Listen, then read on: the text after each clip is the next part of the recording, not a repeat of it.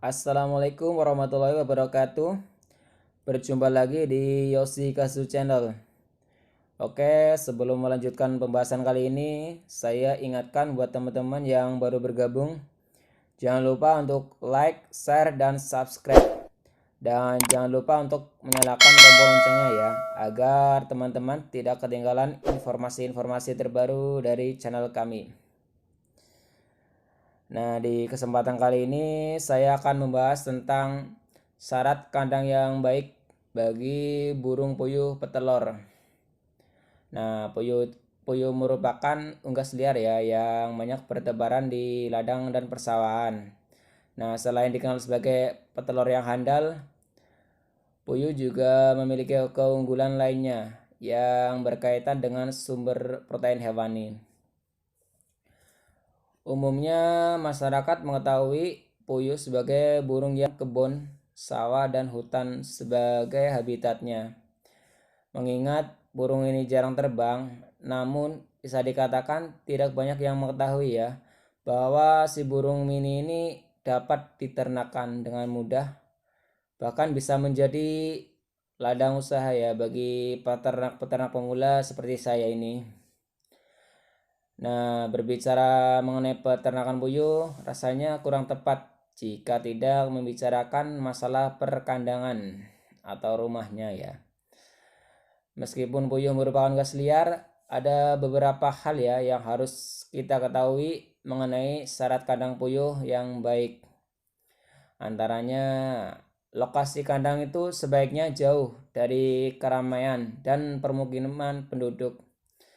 Selain karena bisa mencemarkan udara dan baunya, jarak yang dekat ini juga bisa membuat puyuh terganggu dan mudah stres akibat adanya suara bising dari permukiman manusia.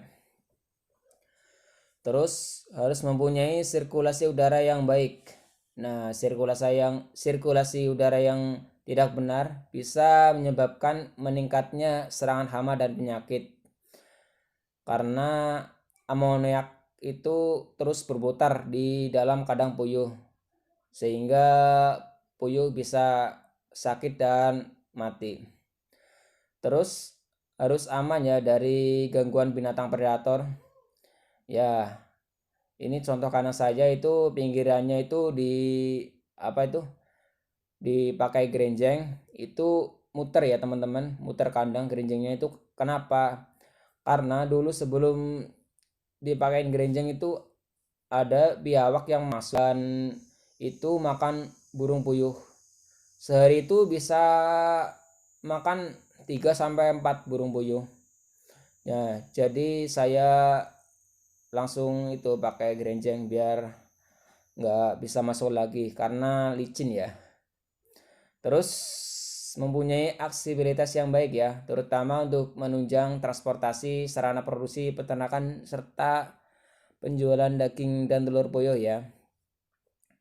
Karena burung puyuh ini kalau produksinya sudah mulai menurun terus, ya sekitar 1,5 tahun itu dagingnya juga laku ya. Jadi sarana produksi itu harus mudah ya teman-teman. Terus mempunyai sumber air yang tidak tercemar ya, harus benar-benar baik dan selalu tersedia, terutama ketika musim kemarau. Nah, sumber air yang tercemar dan kurang lancar bisa menyebabkan penurunan produksi, bahkan menyebabkan kematian pada puyuh. Terus sebaiknya kandang untuk berternak puyuh jauh dari kandang unggas lainnya. Dan sebisa mungkin bukan kandang bekas unggas lainnya pula ya. Hal ini untuk mencegah tertularnya penyakit dari unggas lainnya. Terus idealnya suhu untuk berternak puyuh itu di dalam kandang itu sekitar 20 sampai 28 derajat ya. Dengan kelembapan RH idealnya itu 30 sampai 80%. Suhu dan kelembapan yang tidak cocok itu bisa berpotensi mendatangkan penyakit ya puyuh. Terus kandang puyuh jangan dibuat langsung di atas tanah ya. Jadi itu lantai itu harus diplaster dulu ya, diaci lah.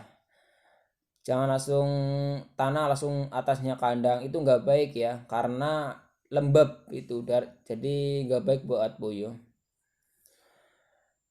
Terus kandang puyuh itu juga sebaiknya dibuat dari bahan-bahan yang murah saja ya, biar meminimalisir pengeluaran juga. Ya misalnya pakai kayu mau nih sengon atau bambu yang murah saja ya, nggak usah pakai kawat galvanis itu yang mahal. Terus apa?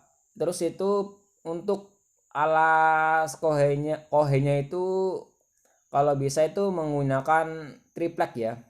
Kalau di daerah yang airnya itu kurang itu harus menggunakan triplek ya. Tapi kalau saya ini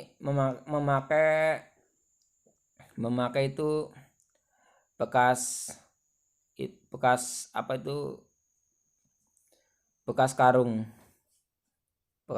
pur. Ini saya memakai bekas karung pur buat alas kohenya ini, karena di daerah saya itu airnya cukup banyak jadi cukup mudah untuk membersihkannya. Terus dinding kandang bisa dibuat dari kawat kasa ya, anyaman bambu atau jeruji bambu. Nah, ukuran bambu sedikit lebih besar dibandingkan dengan kandang burung, tetapi lebih kecil ya daripada kandang ayam. Dinding kandang yang menghadap keluar perlu dipasang pelindung ya dari karung plastik atau sejenisnya. Nah, karung plastik ini berfungsi untuk menahan derasnya air hujan atau angin kencang.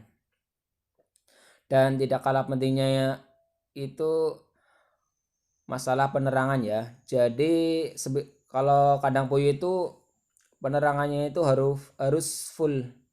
Jadi kalau saya itu setiap jam 4 sore itu harus nyalakan lampu. Karena kalau tidak pakai penerangan, otomatis puyuh itu tidak akan makan. Dan otomatis juga puyuh juga tidak akan bertelur ya. Karena sumber utama bertelurnya puyuh itu dari sumber makanannya puyuh juga. Nah, sekian dulu ya video dari saya. Semoga bermanfaat buat teman-teman semua. Oke, saya ingatkan sekali lagi buat teman-teman yang baru bergabung, jangan lupa like, share, dan subscribe. Wassalamualaikum warahmatullahi wabarakatuh.